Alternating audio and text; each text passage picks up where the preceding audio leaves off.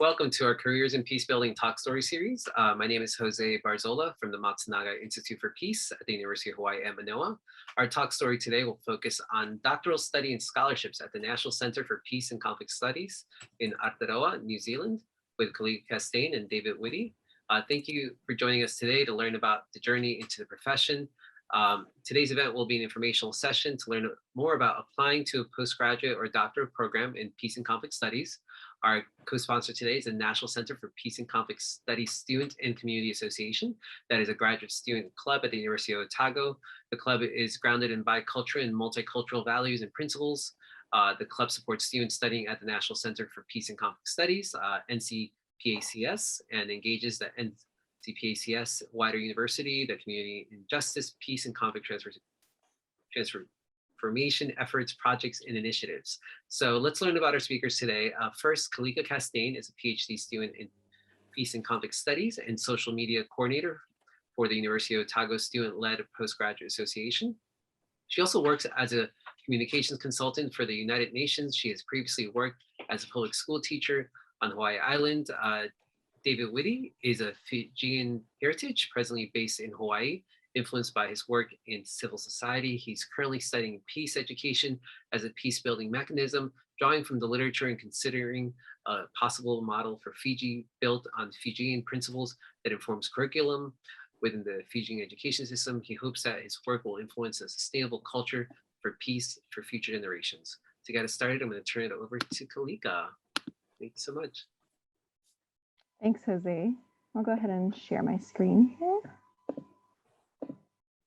All right. So thanks for joining us today. David and I are scholarship recipients of two different scholarships at the National Center for Peace and Conflict Studies in Aotearoa, New Zealand. And so we just wanted to talk a little bit with you today about kind of our journey and how we got here. There is also some applications that are open for the Ray Foundation Scholarship, of which David is a recipient of, and those will be due October 1st. So we're just hoping that this can also be helpful if anybody's considering applying for that. We have a little bit of an overview for what we'll go through. So we did introductions. Thank you so much, Jose. And we'll kind of just briefly go through available scholarships. And then David will share his story of how he applied for the Ray Foundation Scholarship. I'll also share my story of how I applied for the University of Otago Scholarship, the Doctoral Scholarship.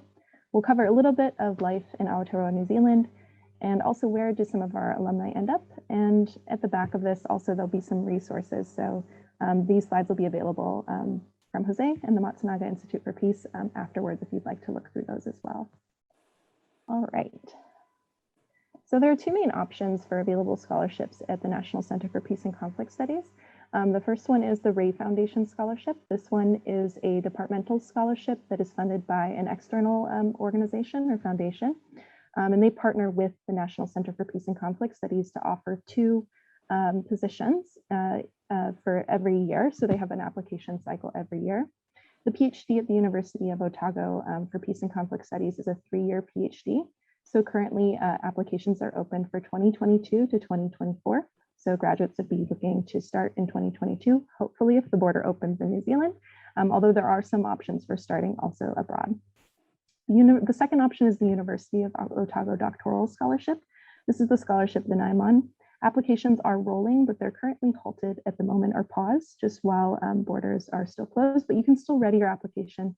And some of the components are also very similar to the Ray Foundation Scholarship. If you're interested in a completely other field and this piques your interest, you can also take a look at the University of Otago website. The scholarship for the University of Otago Doctoral Scholarship is actually open to any major, not just peace studies, whereas the Ray Foundation is specific to peace studies. But there are also other options that you'll probably see if you skim the University of Otago site. There's sometimes postings, especially in the sciences, for external funders who are looking to fund specific positions or specific research. Some students also in our department are funded by government scholarships, so governments that also partner with the government of New Zealand. And also there is the University of Otago Pacific Island Doctoral Scholarship, and that also is open to any major and similarly can be applied for in the same location as the University of Otago Doctoral Scholarship. So a little bit about Ray Foundation Scholarship. David, would you want to take Yeah, a little bit I'd of like a to take lead? this. Yeah. Yeah. So thanks, Kalika, for that thorough introduction to the different scholarships. The Race Foundation Scholarship is the scholarship that I'm on currently. You might be wondering, why am I in Hawaii if the scholarship is in New Zealand? I'm an international student, and so because of the borders closing, I had to leave the country. I'm still on scholarship, though I'm studying because of the peculiar circumstances that we're in. I was able to get employment, and I'm studying via distance at the University of Otago. I would say that the level of support is still very much there. We're still in contact with our peers, with our cohort, with our supervisors on the ground in Aotearoa, New Zealand, and they keep updating us on when we can either go back and on the progress of what I'm doing. And so, just going into the scholarship before I talk about my journey, it's like Kalika said, it's funded by an external source, the Ray Foundation. Very hands-on, very it's a department scholarship where they trust in the department choosing, and it's a very competitive process. I'm choosing 2 candidates per year to go through this 3 years, 36 months. As it says on the screen, they pay your school fees, they pay for the majority of the costs that you have, and then they give up to 25,000 New Zealand dollars for the 3 years while you're in country studying. I think this is for me and my family. When we were in New Zealand, I traveled with this is those of you that have families that would like to go with a significant other. This covered my family, my wife, and my 2 kids at the time, and so it was a lot to live on and to make a life there comfortable. The cycle is now open, as Kalika says. It's we both been through the process. It's a competitive process. October 1st is when it's due. I would say, please, if you're thinking about applying, put something in. Talk story with either Kalika or myself. Feel free to email us, and we can go over your application. I was able to do this through contacts that I had at the center previously. We've obviously gone on our alumni now. So we hope that I hope, and I know Kalika does, we could possibly be that resource for you if you want to, go for us to go through your application, go through your proposal. I'm happy to do that on my end. But the Ray Foundation Scholarship, much like the scholarship that Kalika's on, is an amazing scholarship. It's an amazing opportunity, and they're looking for diversity at the university, in the department. And so we have students from Sri Lanka, we have students from Afghanistan, we have students from the Philippines, and studying different areas and subjects pertaining to these places, Cambodia, Colombia. And so please, as of to date, I don't think, and Kalika, you can, besides Kalika, who's, you may be one of the first or second person from Hawaii to get this scholarship. So please apply. I think the department, NCPACS is what we call it, thrives on the diversity, not only of ethnicity, but also of academic background and experience that people like you bring into that space. Thanks, David. Yeah, and it's a really, really great call to come and do this. And I think the application, it can seem a bit daunting. So I really appreciate that, David, that you're saying reach out to us. Definitely feel free to reach out. The department's quite helpful if you have questions. We'll be sharing the email that I think is also in one of the slides. So you can reach out, and also some of the documents. If you click this tiny URL, it'll take you to the PDF document, which is kind of the official document to look over to apply for the Ray Foundation. And there is that email link within there that you can reach out also to the department to ask questions. You will need a few things. So I'll just, the application components, I'll just briefly cover because they're also quite similar. If you prepare for the Ray Foundation and don't get it, which is what happened to me, you can easily transfer that over and apply for the rolling admission to the University of Otago Doctoral Scholarship. You'll need things like an up-to-date CV. So you'll send that usually in Word or PDF format. Some copies of your academic transcripts. These don't need to be certified copies, just scanned copies. The university will follow up and ask for certified copies at a later date. The main really important thing is a research proposal. Can be between 5 and 10 pages. And I have to confess, mine was a completely different topic than what I'm doing now, and that's okay. So, if you have something, but you're not quite sure if it'll work out, and then you're thinking, oh, I'm not sure if I should apply, definitely put it on paper and apply.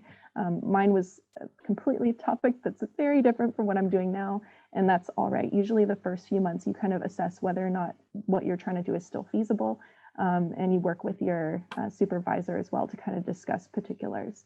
And we definitely seen that a lot of students have had to pivot with the pandemic as well. So the department is very good at helping people be able to change their research and make sure that it still kind of embodies whatever spirit or passion that that person was trying to do, but to be able to do it in a way that's, you know, able to be conducted safely amidst kind of all these different travel regulations and kind of different peaks we've had with the pandemic. Also 2 letters of reference, those can just be sent, you can look at them, they don't need to be sent, you know, in secret to the department, it's fine.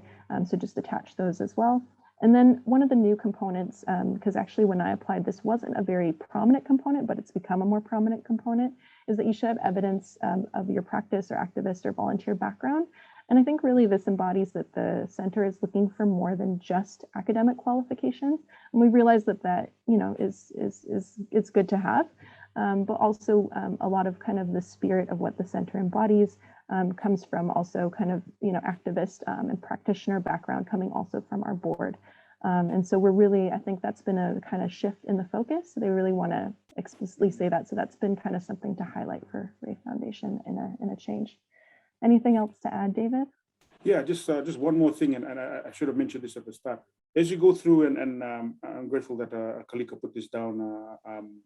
You know, as you can hit on that link, they'll, as you see on the official document, there's a number of different.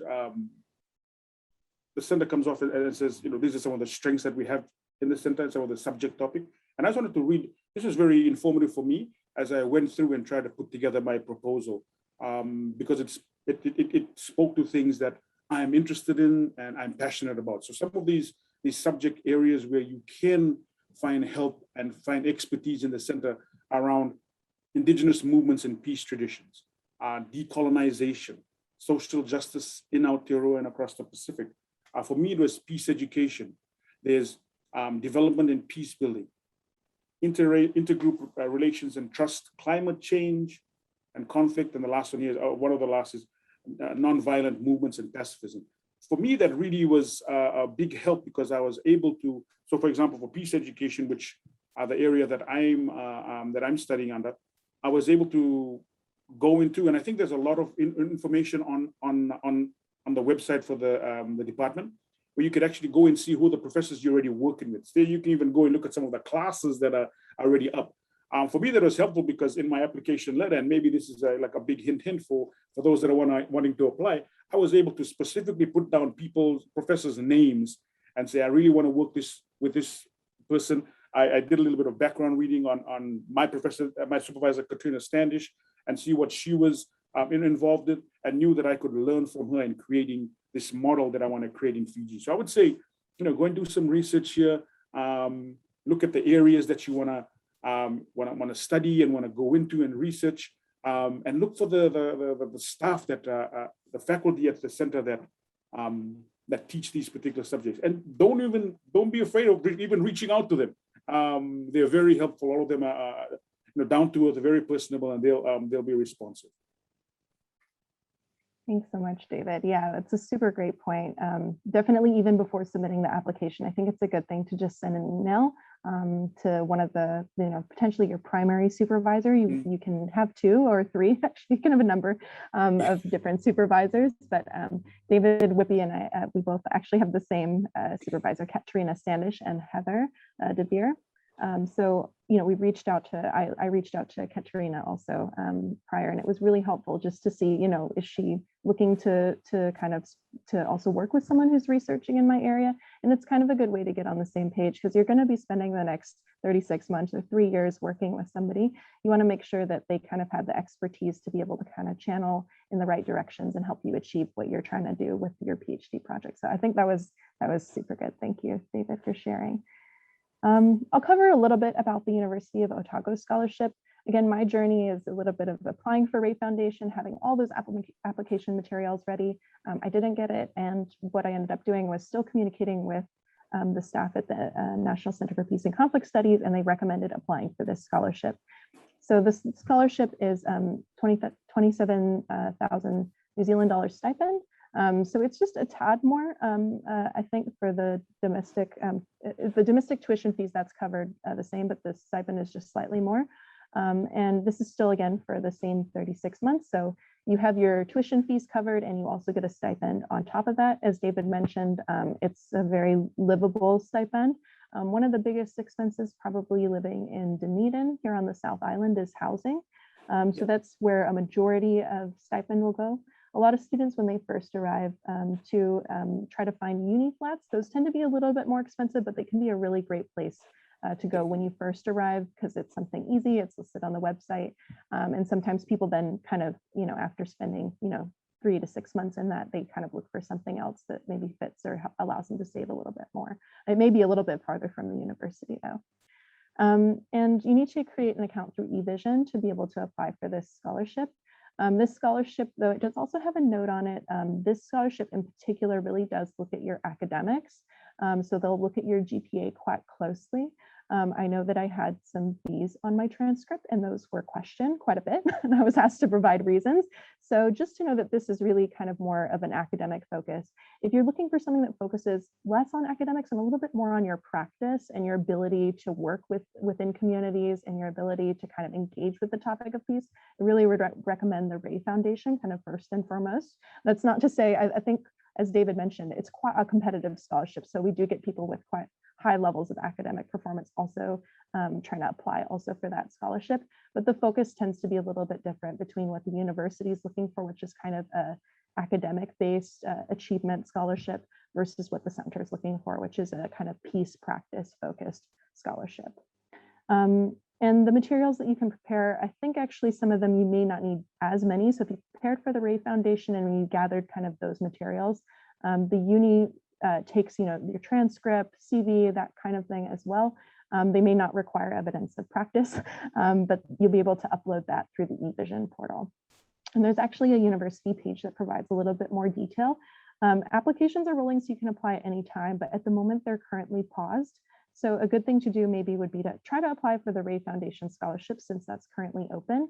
And basically what will happen is my understanding is as soon as the COVID situation changes to the extent that borders are able to open, people maybe can start the Ray Foundation scholarship abroad and then come in. But the uni scholarship, they're really kind of waiting until the borders open because they've had a backlog of people applying who have had to kind of start abroad.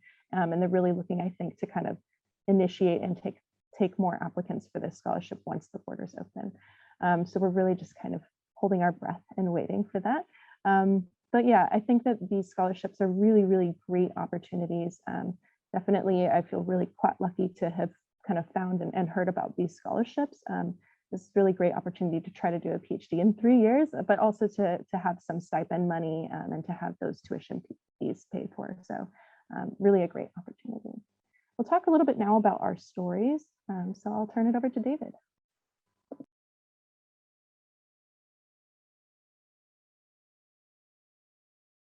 Oh, David, you're on mute.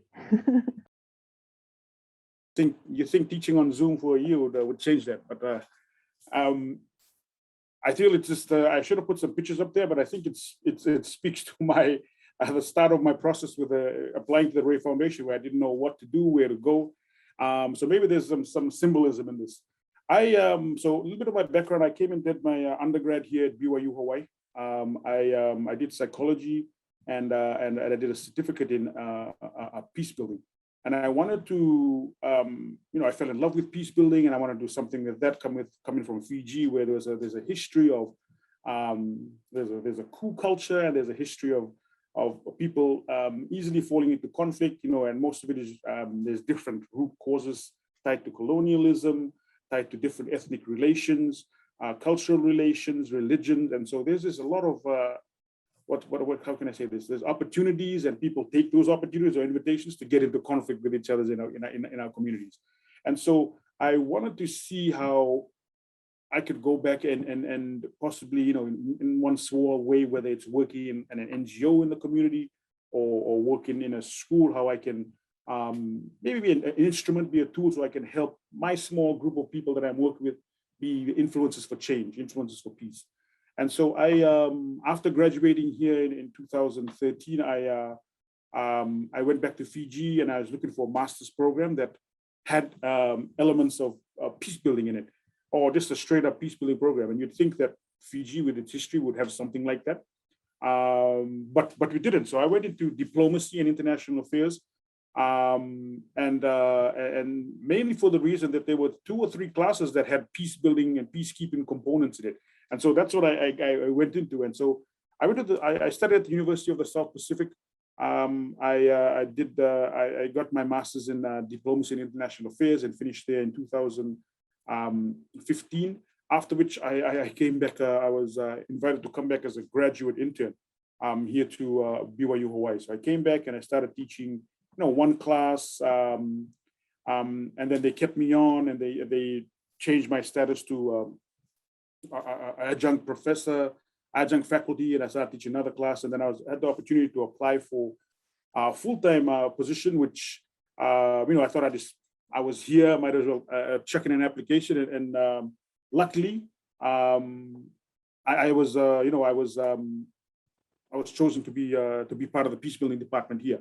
And I told José and Kalika in our last meeting that 2018 was my year. I got into the job that I'm in now, and I got into Otago University. So that was a big blessing for me and my family. And so this is where I've been teaching because of the unique situation that I'm in, and I'm on a tenure track here. I've been able to work with the graduate school at the University of Otago, and come in every summer break here. So for the two months that we have here on summer break, I go back to I hit Dunedin in the middle of winter, and my kids love it because they're playing Anna and Elsa outside, let it go, while I'm in the library the whole 2 months. But for me, the journey was a particularly tough one in the sense that much with the Otago Doctoral Scholarship, I think there's with the number of applicants for these 2 different scholarships, there's a lot of scrutiny in your application. And so for my undergrad, so my master's, I didn't have a strong, it wasn't a research, there wasn't a strong research base in it. And so what I had to do was go back and give them more information on research that I've done for some of the classes in that program. They talked to a lot of my professors in the master's program, and all the way back to research that I've done here at BYU Hawaii when I was an undergraduate student. And they talk to the professors also. So they do their homework, the team there in the department. But luckily, I was able to come out with it. And, like I said, it was a blessing to be able to qualify and get this scholarship. Going into the program there, everything is, there's an office space for you that's provided. And Kalika can talk more about it. There's student peers there. You have a representative on, I don't know what's it called, the department board, Kalika, or is it? So there's a PhD representative, there's a master's representative where you can go and, if you have grievances or if you have needs or concerns, you can speak to this particular person, and they can represent you on that board. So when I went in, they set me up straight away. I was into an office. I was in office with Jeremy and Sanjana, Jeremy is from the US, but based out of Philippines, and Sanjana was doing amazing work on through social media from Sri Lanka. And I was amazed to be put into this group to this room with such academic, what's the word to use here? Strong academic. I call them mentors because they were further along in the PhD process than I was. And they were able to say, hey, this is what we did, don't do this because this is where I fell in the hole here. And so they were able to talk story and help me out that way. And so they even set you up, and correct me if I'm wrong, Kalika, this was 2019. They give you a desktop, so you have access to that. Again, provide you keys. So we have people that study all overnight. There's a lot of coffee drinking, so you can get through those long nights of study. But they also put you in, and you can request, but they also put you in rooms with, obviously with people that you get along with, but people that you're able to talk about your research with. To give you different perspectives so that you can get, critical feedback on the things that you're studying. when I go back, every time that I've been back since, because of this unique situation that I'm in, they have always been, I meet with, everybody's approachable. You can go and knock on Richard, who is the department head's door, and he'll say, hey, come in, talk story. There's always morning teas that staff and that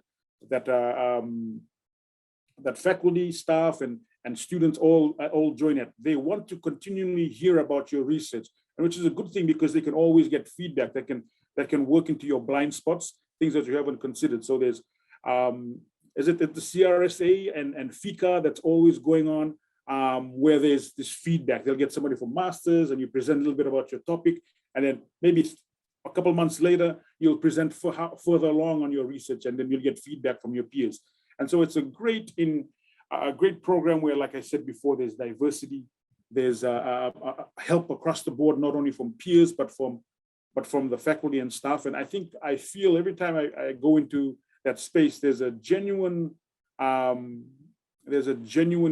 to say this? I feel like everybody wants you to succeed there. It's just a genuine feeling of, okay, good, have you considered this, do this, do this. We want you to finish this in time, and we want you to give you the necessary resources so that you can finish and be happy with what you produce. And so, my dream is to go back to Fiji with what I'm studying and being able to make a difference there. But my, like I say, a secondary dream is when you finish your PhD at Otago, you go and you go and you turn it into the necessary authorities, and you go and ring the bell. This is huge bell on campus. So I'm hoping to do that in person. It's a different feel if you're going to do it on Zoom and tell somebody to do it for yourself. So I'm hoping to do that.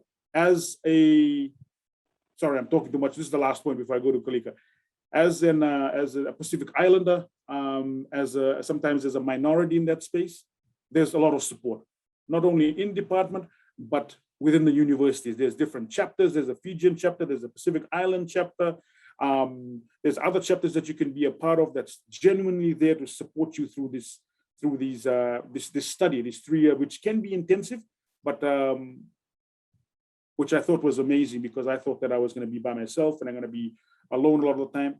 And then one of the biggest helps that I found, and correct me if I'm wrong here, Kalika, across the road from our department, there is the Otago Students Association building, and they have, I think every Friday they have like $3 butter chicken lunches or $5 of lunches, and there's a vegetarian meal, student priced. For me as a Pacific Island boy, that was like, okay, I'm gonna go in there. Nothing like L&Ls, you have to go look for that a little bit. But I was excited because it's just across the road. Food's affordable. Yeah, I don't know. I'm just going on. Sorry, if there's any questions, please. If I missed anything, let me know. I'm talking too much, so like I tell my students, go ahead. We'll move on from here. Sorry, Kalika. No need to be sorry. No, and when you started talking about food, I was getting a little hungry. I was thinking, I need to go down the road and grab some fish and chips. Oh my goodness. No, thank you so much. No, it's really, really great. I mean, I guess I can talk a little bit about my story. I threw a few pictures in here just to kind of give a little bit of the ambiance of kind of what has been my last couple of I don't know, year and a half, I guess, here. And I had kind of an unusual journey as well. I guess nothing is ever really just a kind of easy path. So I actually ended up, I had done my teaching certificate. I'm also a kind of peace education focused.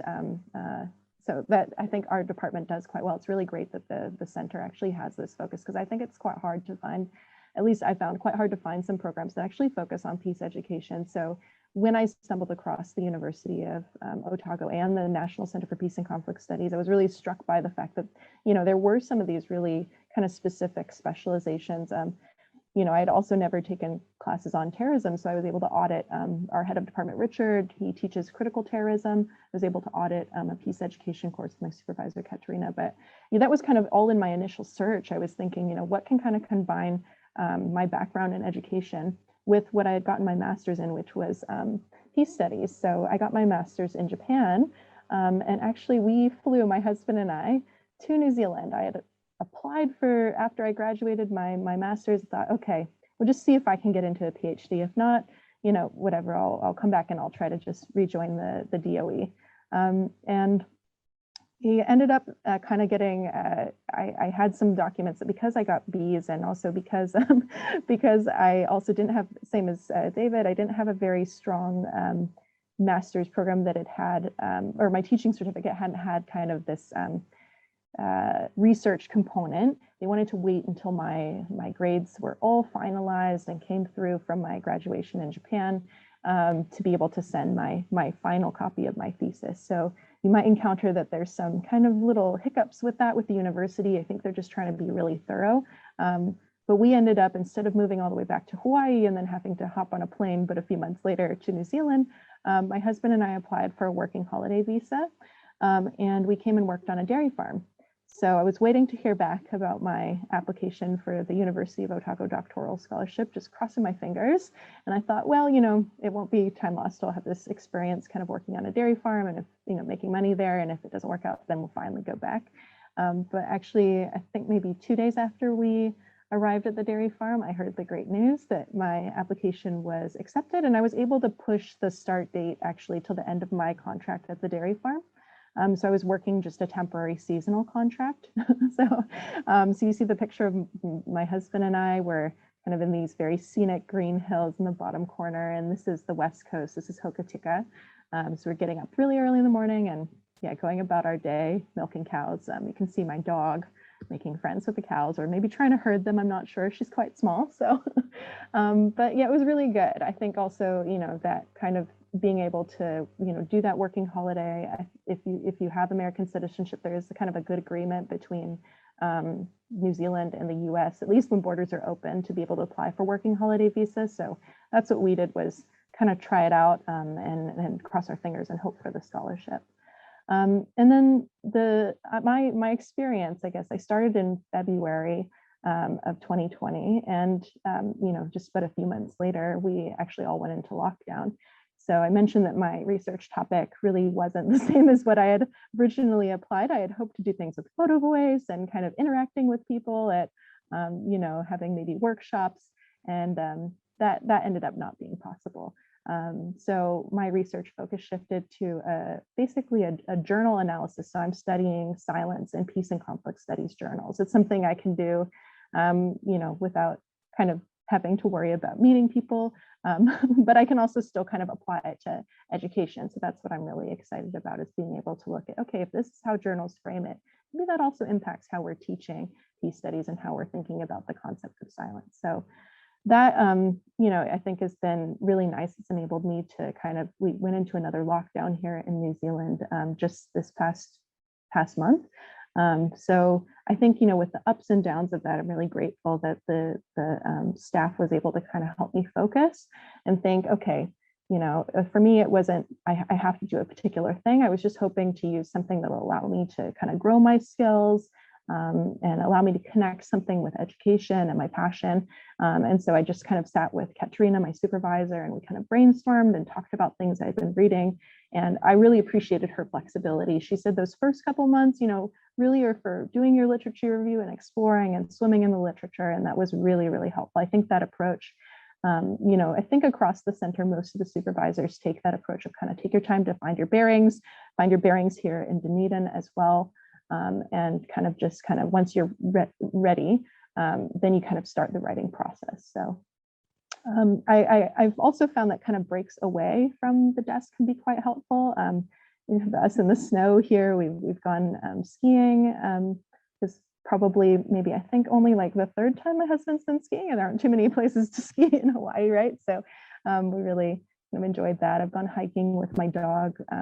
Dunedin is actually situated on a peninsula, so you don't have to walk too far to really kind of come up against some water. So that's been quite nice. It does get a bit cold and chilly, so Auckland can be quite warm, Wellington as well on the North Island, but Dunedin, we're looking at getting, we get some of those kind of Antarctic winds that kind of chill your bone as they come up, but the seasons are reversed. We're heading into summer now, so really quite excited for hopefully summertime. And I have some other pictures here as well. We've, you know, David mentioned, you know, we have some people that, you know, come in occasionally. We've managed to stay connected with people who are sometimes also on research leave. And that also too, now that with, the COVID restrictions and kind of the border closures, we've also managed to stay connected to people, as they've left the center and come back. So there is really a tight-knit group of students here. And I think, master's and PhD students alike. And it's really kind of great. We have a building, we've moved buildings recently. So we have a building, which is kind of our office, like a staff space. And that usually houses kind of the tea room, a main tea room where we have a lot of what we call fika. So David mentioned the morning teas. And that's also where you'll find most of the staff office spaces. And if our board comes to visit, they'll come to visit and usually kind of hang out in that space. And then there's an annex building, which I'm in, which is a 2-story building. On the bottom floor is kind of a big open space for the master's students with some shared desks. So you really kind of move up in the world when you get to be a PhD student and they hand you your own desktop and your own space. I was really impressed by that because at my other university, my master's program, we didn't have the resources to be able to provide, an individual desktop computer to each student. So it was such a really kind of a gift to sit down and have people say, oh, okay, is everything set up fine for the computer? And so that's been really, really wonderful as well. I share most of the offices. I share an office with, potentially could share it with 2 other people. So my office is a 3-person office space. We have had 3 people in here during my time, but we've had people graduate. And so with no new students incoming right now due to border closure, we're just kind of waiting. So it's right now 2 people in my office. And so, yeah, that's kind of the layout of the center. And we have another tea room in this building as well and a bathroom. So it's kind of a homey space. You don't have to walk too far to go and chat with your supervisors. It's really quite a nice building and we're close to master's students as well. Very close, as well as David said, to the kind of student support. You don't have to walk far either to get to some of the other humanities support offices as well, like Pacific Island Support for Humanities is just a little walk through kind of a grassy area. And they hold a lot of events there as well, especially at the start of term, just to kind of gather people together. So yeah, I think as David mentioned, kind of the community aspect, there's a lot of really active student groups. So, if you're not off doing your own thing or kind of wanting space alone, you can really kind of link in and find communities. There's a queer support office within OUSA. As David mentioned, there's a number of different organizations that support students, kind of based on maybe where you're from or ethnic background. And so it's good to kind of connect and be able to find people with kind of, shared culture. So yeah, and I think the final picture that I have down here is that we also have the co-sponsor of this event today is the and National Center for Peace and Conflict Studies Student and Community Association. This association was started by students within the center to connect us to the community. And this is us. We planned a beach cleanup earlier in the year during one of the breaks in lockdowns. And actually there's a local vegan yogurt company that sent us free yogurt for helping pick up trash on the beach. So it was really nice to partner with them as well, and also to kind of celebrate afterwards and have some free yogurt. So we do little activities. We've done a number of different events. We sometimes do trainings. A lot of the students are quite qualified within the center and come with past experience, as David mentioned. So we've had students maybe lead, appreciative inquiry workshops and kind of training on specific methods and practical methods. One of the other students in the center actually got a partnership or grant from Twitter. So David mentioned Sanjana, and we actually had a conference that was funded and sponsored by the National Center for Peace and Conflict Studies. If you go on our Facebook page, we actually had for that conference, Jacinda Ardern, the Prime Minister, actually weighed in for the event. So a recording of her message is also available there. And it's really great, kind of these connections. When things happen in New Zealand, some of our students also are called on to give comment. So as the National Center for Peace and Conflict Studies, if there are things happening, it's really kind of a point where if you have something to say, you want to be connected, you want to be able to kind of get your research out, your passion, there's definitely avenues and venues to be able to do that. And I think that also is kind of beneficial because New Zealand is a bit small. So, it's easy to kind of, I think, make those connections and kind of get connected into the community. So found it to be really wonderful. And yeah, a really, really good experience. All right. A little bit about, and I guess David can also weigh in as well, if there's anything that you think is just wonderful about life in New Zealand. I put a few pictures here. There's the koru fern, you'll probably see that quite often. There's gorgeous beaches in Dunedin. This here is St. Clair Beach, where we did our beach cleanup. There's also a lot of, you can also visit, and I had the experience of going to a pōwhiri when I first arrived at a local marae. So there's also those kind of cultural kind of focal points within the community. Here's a picture of Dunedin itself. You can see kind of that peninsula and how you don't really have to go very far to encounter the bay or the water. In the bottom left corner, I've just put a picture here of Baldwin Street. Dunedin is home to one of the steepest streets in the world. It really is steep. I took one look and did not walk up it. And in the bottom here, I've just put some different foods. We have pavlova. It's a sweet kind of meringue, sugar, fluffy cake that gets topped with fruit and especially eaten at Christmas time or in December. And also a favorite, marmite. It's a bit of a salty spread for toast. So, but fish and chips, I don't know if David, if there's any other things that you've just found are really just wonderful parts of things about being in New Zealand. Yeah, I think it's, it's the university. I like to say that Dunedin, the space where we're learning, is a really student town. There's always promotions on in the city, promotions for students, and if you show your ID, you get discounts off meals. There's certain nights where students know when to go out, and so there's a lot of things that's catered towards students there. I feel that it's I lost my chain of thought here. Just going off some of the things that Kalika was saying, that street, I tried to walk up it. Let's just say it's almost like at a 45-degree angle if you're standing straight up. It's crazy, but it's a one you have to go see. Again, because I see the picture of the marae there, and there's a strong undercurrent of honoring the land and honoring the cultures that call that land home. There's a strong connection with the center to the Moriori people in the Chatham Islands, which is just off the main island of the South Island.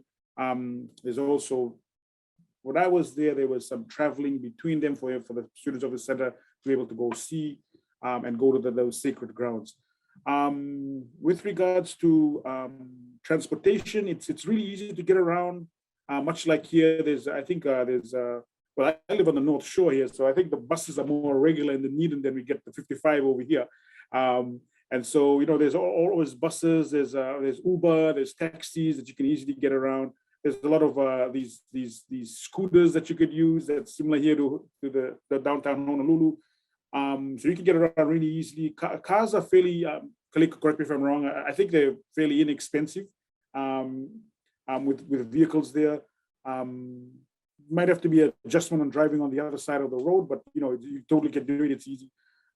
Besides that, my kids just loved going to Countdown because as they go through, there's always snacks available for them to eat. So you could just pick up an apple and give the children, if you're under 12, sadly I wasn't obviously, but my kids would eat fruits because that's what available, and that's what that particular supermarket wanted them to eat while you shop. So just something that, for me, with my kids and my family, that was a big help for me. But otherwise, it's a great place. There's always something going on. There's different exhibits at the museum, which is on campus, if you want to say. And there's always something going downtown. If you want to eat seafood, we're right on the peninsula, great seafood. And it's in the prime location because I think for me, you can travel down to Queenstown, which is, depending on how fast you drive, which is, for me, it was like a 4.5, 5-hour drive away. You can go down there to the snows down there. You can go up to Christchurch, which is another main city area. And this is when they went through the earthquakes and went through the terrorist attack a couple of years ago, but that's another beautiful city. And so you're right in the middle of those two larger metropolitan areas. Tourism more so in Queenstown, and like I agree with Kalika. Sometimes you just have to step away from your desk and take a weekend away. Good for the mind, good for the soul. Thanks so much, David. Yeah, definitely agree with everything you've said. And I think this is actually making me appreciate where I am too right now.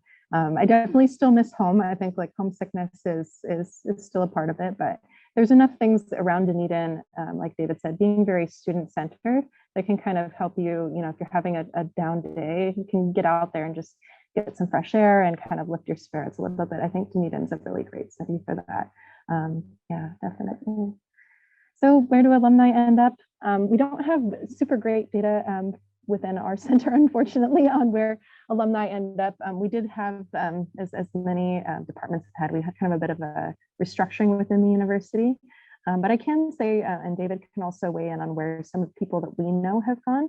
A lot of people do, actually, there's a number of people, I think, for the center being so small, that actually do end up going into academia.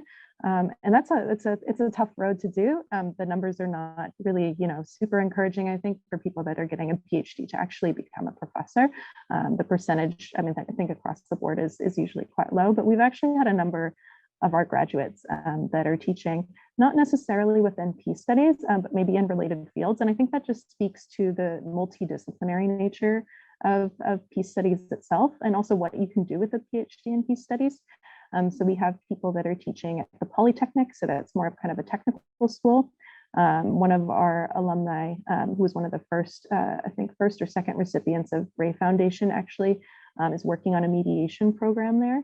So it's a bit more of the practical side, I think, of peace studies rather than the academic side. We have also a number of, and actually one of our other alumni is also working at the Polytechnic, also specializing in kind of Māori and Indigenous education. We have another one at Te Tumu, which is up here at the university. So one of our other alumni is also teaching there as well. So there's actually quite a community of alumni that are kind of surrounding us here at the university. And the Polytechnic is actually just, it's almost embedded within the campus itself. It's separate.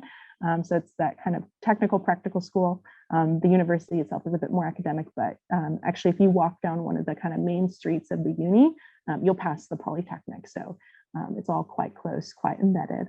A number of our alumni also sometimes stay in New Zealand and end up working in policy. So we have some alumni that are working at the Ministry of Education. Some alumni are also working up in Wellington for various departments there as well. So sometimes people do stay. I mean, it's 3 years. So people kind of, if you bring your family or meet people here, people tend to, there's a number of alumni that actually do find routes to be able to stay and have residency here. So yeah, I don't know, David, any other thoughts? Oh, you're on mute again, sorry. I think you covered it there, Kalika. I think those are the main areas that I had that our alumni peers, colleagues that have working in those spaces. I also, and maybe this is, if I didn't mention this before, I think that one of the strengths that come in with going to a program like the National Center for Peace and Conflict Studies and Otago University is it's the strength of the university itself and its reputation in the Pacific, and not only in the Pacific, but in the the countries that border the Pacific. There's a lot of connections, there's a lot of networks. There's even and this is freely shared with us with not only our faculty members, our staff members, but even your peers that come in and you study with. There's a lot of connections that have been made, that I think will continue to be made within these spaces. And it's PhD studies wise. For me, this is the attraction for me was that I wanted to go and study at a school where I can get a quality education, where if I want to go back to the Pacific, and when I go back to the Pacific and do work, it'll be recognized because of the strength of the work that has been done in the past and the strength of the name that it carries. And so for me, it was a no-brainer to apply to Otago University and to study there because of the strength of its reputation and the connections and doors I know that will be able to open. Yeah, that's really well put, David. And I think I just thought of maybe a few other places that alumni were as well as we were sitting here. There are some alumni that also go into consulting and NGO work. So I think really, make use of, if you end up coming here, we'd love for you to come. It's really about making use of, as David said, of those networks and connections and kind of, finding ties within the community. And I think similarly to Hawaii, sometimes the fact that we can easily network and kind of find those connections because it's a bit smaller actually is really helpful. finding the peace community in Hawaii, you can kind of easily get connected to different people. And I'd say similarly in New Zealand, the size is actually a really helpful thing here, because you can get connected to people, and people, it's very kind of, I think Dunedin also has very a small town feel. So, you'll meet somebody and they might know somebody else that through another way. And then I think that working those connections if you're looking to stay is helpful. But also, as David said, if you're working within the Pacific region, the name of the center is quite well known, and there are a lot of people who are connected to work that's being done here within Dunedin. So, yeah. All right. Yeah, that's us. I don't know, David, any final thoughts? No, I don't know if we have time for questions, but if there's questions, I think you did a good job, Kalika. Thank you for putting this together. Thanks, Jose. Thank you so much. Just really appreciate your time, and it sounds like an amazing opportunity to, and I appreciate the work that you're all doing. I had a few follow-up questions. Well, you answered some of them, so thank you so much. So I understand the scholarship is for 3 years, and so everyone always finishes within 3 years, or they're like, there's always like life happens. Just wondering what flexibilities there are, I guess, especially, we're going through a global pandemic right now. I don't know if any of you are stretching that 3 years to like 4 years, 5 years. So just wondering how that works. Go ahead, Kalika. I mean, feel free. I can speak to it, but feel free also to start us off. I mean, you've found the most flexibility, I think, with our department being able to be still in Hawaii as well, and teaching also. So. Yeah. So I think what it's a fancy name, but I think what really got the graduate school and NCPACS online was I was fortunate to be on a 10-year track, and I think where that was they were able to agree with me being in this special arrangement. And I think that's the good thing about the school, the department, that they take it on a case-by-case basis, and there's not a blanket, this is what you have to do, you all have to be here. So I was grateful for that, because it was hard for me to provide for my family and pay for diapers, but also wanting to do this study on this end. The school does allow you to take what breaks. You can take a study leave. I think it's you can do 6 months installments on that. And correct me if I'm wrong here, Kalika. I think as long as I think you have to complete the degree itself in and again, this may be wrong. I don't have the latest information, but I think it's in was it 5 years, Kalika, or was it 4 years? It may not actually. I haven't heard of any limits, and this may be because of COVID. Actually, yeah, it may have changed. I think right now there's no talk right now because of the current situation, as Jose mentioned. There isn't any talk of you have to finish by this date. And I think that if there was a rule like that before, the university probably has kind of shifted. So at the present, you're right. Definitely, people can take deferral. I've been told that if I exceed the length of my scholarship, so if I'm at 3 years. After that point, I will have to start paying tuition. However, I will, because I'm here, I actually will pay domestic tuition. So that's a huge plus. And that's what the current policy is. So, please double check, things can change. But currently, if I reach the end of my time and I still haven't finished just due to delays, that would be something that I could do is start funding, I'd have to then fund my own completion. But you could do that part-time. I mean, you could be working. You just have to make sure that whatever you're doing also coordinates with making sure that your visa is still good. So staying enrolled enough to be able to also have the full visa.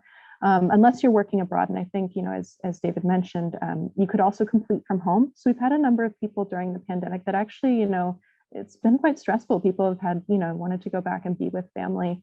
And maybe needed to be back with family. And I think our department has been very, very good about helping people find a way to be able to complete from abroad. So you actually don't even have to sit for that oral examination or any of that. And as David mentioned, you don't even have to ring the bell, which is kind of like the symbolic process. You can do all of these kind of things. Now the uni has recognized that some people just, they may need to go home and they might not be coming back, and that's fine. There is a fund actually though. So if I don't know whether this will still be open, once people are able to enter, but just as information, the uni, does actually have a hardship fund that they started due to COVID. And so if you actually lose months off due specifically to COVID-related issues, then actually what you'll usually do is report that at a meeting with your supervisors, and you can then actually take that forward and go through and kind of apply for money with the graduate research school. And that can be extension of your tuition, so them covering your tuition fees, or it also can be stipend support. So I really appreciated the uni's efforts on this front, just to recognize that people, some people lost huge, very crucial, critical months of study due to some of the lockdowns. And some people were kind of too deep in to be able to change their research. And so the uni has this fund kind of for those special circumstances. And I imagine that, even if borders reopen and something else happens, there's a new strain, or something ends up happening, I think this idea of a hardship fund will probably still be there. So definitely don't need to complete in 3 years. I think also that the average completion time across the whole uni, I have heard, is actually 3.5 years, which means that people do kind of take a few extra months sometimes to complete and pay that domestic tuition, maybe while working as a tutor. So that's something that you can do, is find tutorial positions within the university, and that will kind of help you be able to pay for finishing out those last few months. Of course, it's a push at the end, so how much you want to be taking on tutorial and all that. But I have known, colleagues that have actually, they've been kind of essentially working half-time to full-time and just kind of finishing out those last few months of their PhD. Yeah. Any other thoughts, David?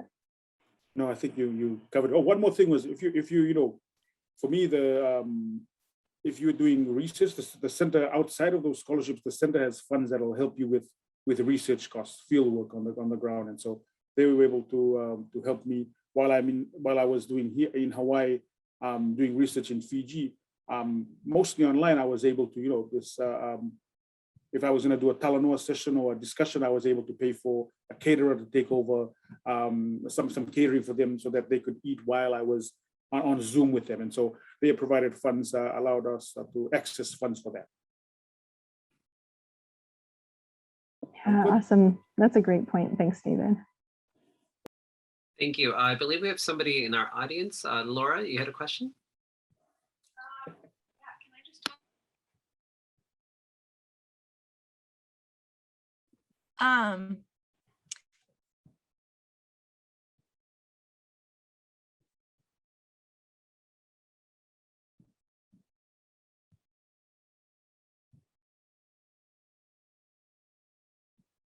Okay, I just had a question about, I know that you both mentioned you had master's degrees. Does the program require you to have a master's degree before going through the PhD, or do you admit directly from undergrad at all?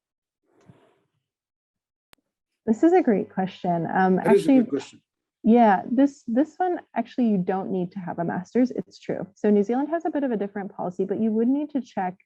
Our US system doesn't often play very well with the kind of Kiwi system, which is a bit more kind of British, I would say, in its kind of format and overall structure. So the cases that I have known of colleagues personally, actually in other departments, but I'm assuming it would also apply here. The cases that I know of, people came from similar systems that had something called an honors for a bachelor's. So if you've done something like an honors research project, that can allow you to skip the master's, is my understanding. But it is very much, I've heard, on a case-by-case basis. So the supervisor that you're working with needs to be very much advocating for you at the university level. So having those email connections and emailing your potential supervisor, and having maybe an alignment with something that they're researching on, they can kind of say, I definitely need this person here. We're going to be working on this, this, and this. That will be really helpful. And I think also being able, as David mentioned, to be able to prove that you have that research ability will be very, very critical, because we both encountered difficulties where even our master's program just was not quite what this system considers, rigorous enough. So they really want something that's, basically like a master's thesis to be able to look at, and they'll ask you to send that in. I don't know whether or not they read all 50 plus pages of my master's thesis, but they did check it. That was something that they needed to have. Yeah. And David, do you have any other thoughts? Yeah, no, I think that's just echoing some of your points there. And yeah, I don't think, and I could be wrong here. I think that's important. Why you make some communicate with the staff at the center. I had to go through it's called World Education Services. Even though I came from the Fiji almost British system and with my master's in going to New Zealand, I had to go through the World Education Services, which is kind of aligns up and is kind of the bridge between American University, because they wanted to see the background of my undergrad, and how it aligns up with universities and colleges more in the English British system. And so I had to do that on my side, just because they had asked for it. But I see if you have the necessary research expertise and you've done it in your undergraduate and you've got volunteer experience or work for different companies that have done extensive research, I think that puts you in good stead. Yeah, and what with Kalika said with the bachelor's and an honors with the honors program as part of it, I think there's no harm in reaching out to a potential supervisor or the center personnel to get some feedback on that. Good question. Yeah, the only thing I would also add on that is the proposal is really probably very, very important. So initially, definitely checking with the supervisor. The case that I know, the person had actually enrolled in a master's, and then while here in a master's asked to switch it. So that could be one tactic. Enroll in a master's, you may have to pay just a little bit, but then try to switch. And she actually got into the university doctoral scholarship, so was able to switch it over. But the proposal is really critical. So being able to show the kind of section, there's a suggested section on the uni website that talks about feasibility, being able to mention that you have the skills necessary to be able to complete it, I think would be critical. And as David mentioned, if you can prove that you have it through other work or other research or community involvement, then that could really give you a good kind of standing to be able to kind of make that claim like, hey, I don't need the master's, I can go ahead with the PhD. So it's definitely, I've known of a case where it has been done where someone has skipped the master's entirely. But yeah, definitely, I think just checking the proposal, making sure you have supervisor support would probably be key steps in being able to kind of advocate, because essentially they'll have to kind of present this to the uni and say this individual really deserves to go straight through to a PhD.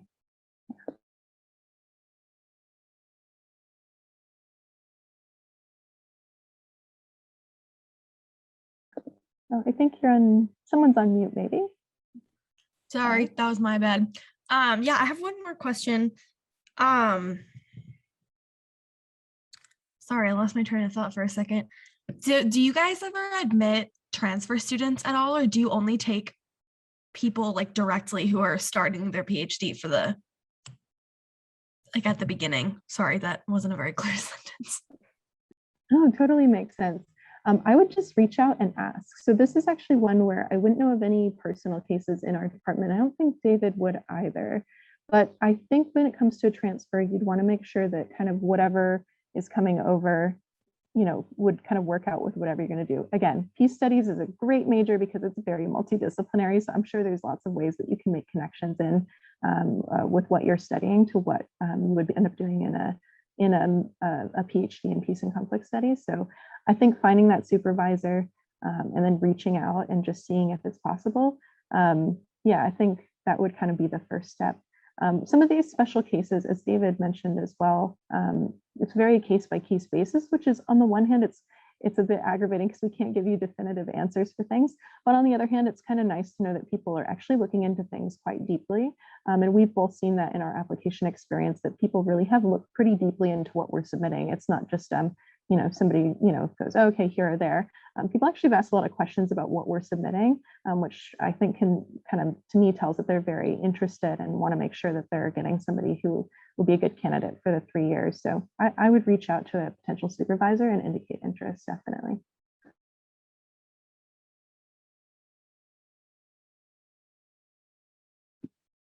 Well, thank you so much. I greatly appreciate your time, and that was just a lot of wonderful information, and I kind of wish I've known about this program before I even, looking at all the different options out there in the world. So that's one of the exciting things about today. So thank you, Kalika and David, for allowing us to learn about your work in peace building and the resources that could fund future peace-related service projects or graduate studies. Truly appreciate you all opening up about your experiences, the lessons learned, the tips that have come out of today's dialogue, tips that I know will be very useful for future peace builders.